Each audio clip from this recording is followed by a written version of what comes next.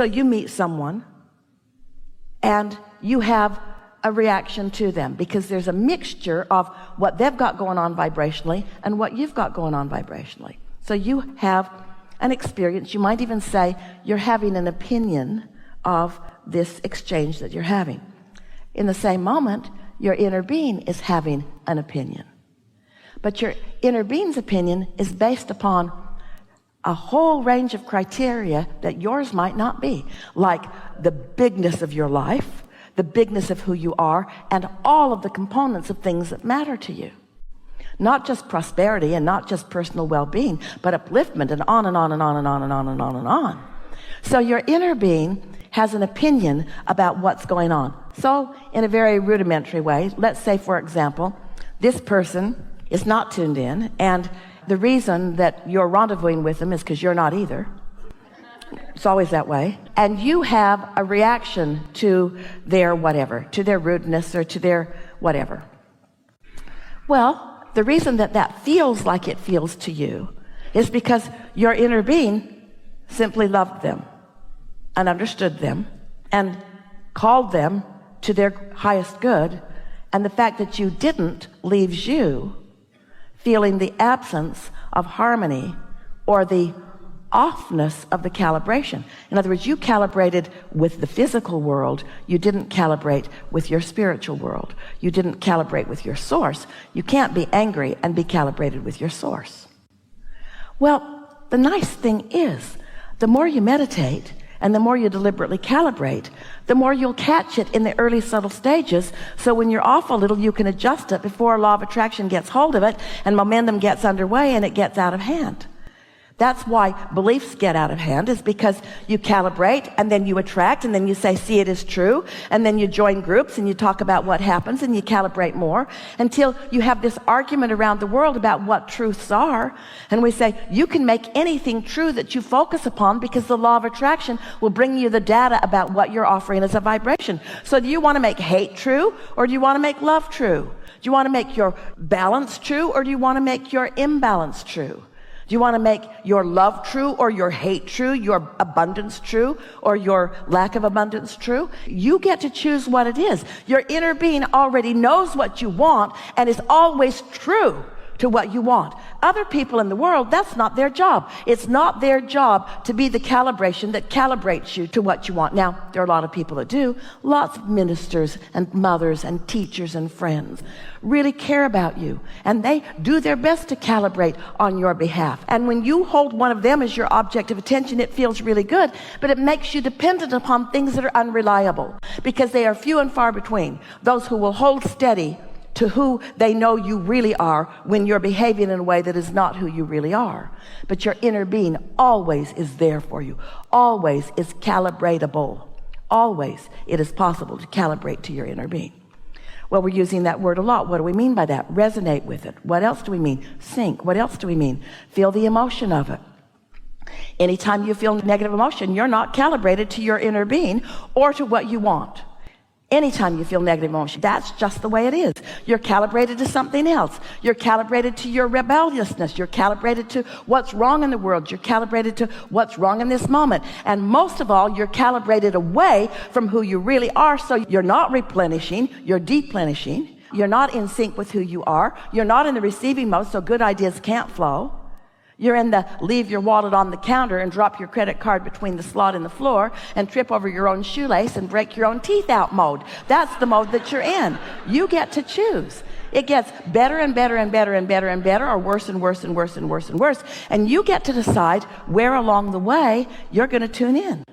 You get to decide how far out of balance you're willing to be. Well, a lot of you are willing to get pretty far out of balance because you have found that others feel sorry for you, or that others will support you, or that others will see you as vulnerable. If you get in a bad enough spot, if you dig a big enough hole and crawl out, they'll make a monument for you. There's a lot of rewards from the physical world as you suffer your way into the game that they've been by default playing. Or you can decide, I'm an extension of source energy, and source is aware of me. And source is rooting for me and calling me back into alignment with not just who they are with that which I really am, and with all things that I desire.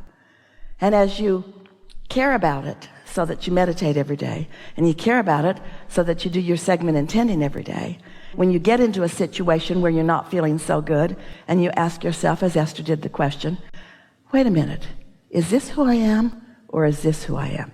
Is this how I feel? Is this really the emotion that best depicts my feeling of my life? No, not even close. Is this? Yeah, it's that one.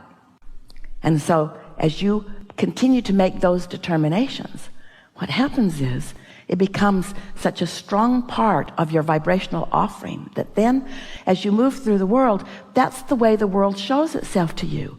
And there's lots of rebels who they'll fight you on that, because you'll say, wait a minute, this is what I see. And they'll say, oh yeah, but you're not looking in the right places.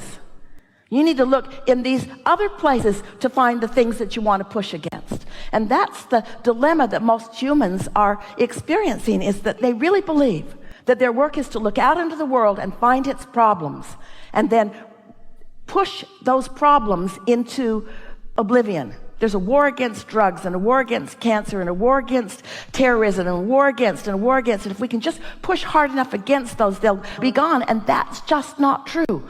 The more you push against them, the more prolific they are. And so when you decide that you're going to tune into who you are, and you're tuned in, tapped in, turned on, and you're standing steady in your own shoes and steady in your own mind, and someone behaves in a way, they don't affect you, because it's not about you. It's about them. If you saw someone in the street bleeding, we believe you would help them. But when you see someone in the street flipping you off, you don't feel so helpful. But they need you just the same. They're still asking for the love that they haven't been able to quite calibrate to. So think about this. If there are people in the world, and there are a lot of them, that have been living and observing life and have become rebellious and are pushing against all things unwanted, and they're hurting bad, and you decide you're tired of hurting, and you show yourself that there is another way, and you find relief in meditation, and then you do it often enough that you feel the true momentum of love and appreciation and joy in calibrating to who you are, and then you see someone out there in the world who is hurting, and you love them. You may very well give them, like beaming a satellite dish, a point of attention that they could calibrate to. They can't calibrate to their own inner being, because they're so far from that. But if you love them anyway, and why would you love them anyway? Because you're a lover. You love because you're a lover. You don't love because they're lovable. If that were true, you'd all be really gone a long time ago. Source loves you even when you're not lovable, because Source loves. Because Source is love. Not because you're in the vibration of love. Source doesn't remove the vibration of love just because you're in a bad mood. Source just keeps loving. Know that sooner or later, usually later, you'll wind around into something and you'll taste it a little bit. But when you start doing this on purpose, when you start calibrating because you mean it, and you've shown yourself what that note is that you're calibrating to, and then you're walking around in the world and you're feeling good no matter what else is going on, there will be those who will resist you. What are you smiling about? Pretty much everything. What's wrong with you? Aren't you watching the news? Yeah, but I'm looking at it through the eyes of optimism. I'm looking at it for solutions.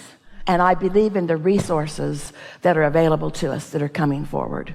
And I have enormous optimism for where we're all going. And actually, you might be giving them a lot more than they want, but I believe in our eternalness. I believe that we are eternal. And I believe that right here and now is all I have control over. So if I can't be present now and feel good, then I'm in deep doo-doo. If I need anything to shape up before I can have a knee-jerk positive response to it, then I'm going to be more unhappy than I am happy all of the days of my life. And I am not willing to do that. I've shown myself that happiness is a choice. Happiness is a choice. And so is clarity, and so is abundance, and so is love, and so is stability, and so is well-being, and so are great ideas, and so are inventions, and so are empires, and so are relationships. All of it is a choice. It is a choice so easy, so at your fingertips. It is a choice, you see.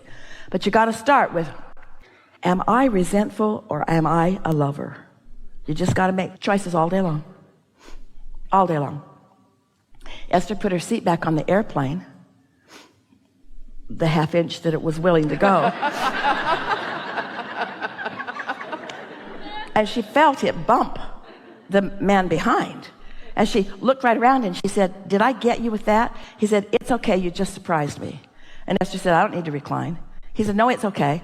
No, I don't need to recline. No, it's okay. They were fighting over who should be the nicest one. That's the kind of rebellion you want to be. No. I don't need to recline. No. Go ahead. Recline. You're not bothered. No. It's okay. I don't need to recline. In other words, wouldn't it be nice if those are the kinds of arguments that you're having with one another? No, you go. No, you go. No, you go. No, you go. No, you pay. I mean, I'll pay. No, you pay. No, you pay. No, you pay. That's the way it is. Helpful?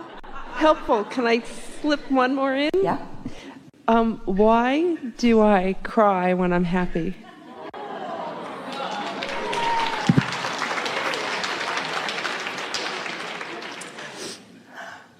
Prepare yourself. Okay. You're about to cry from sadness. No. You cry when you're happy because you have not calibrated yourself long enough or precisely enough to be in this moment ready for what it feels like when the whole of Source and all its love is flowing to you and through you. That's why sometimes people call it overjoyed.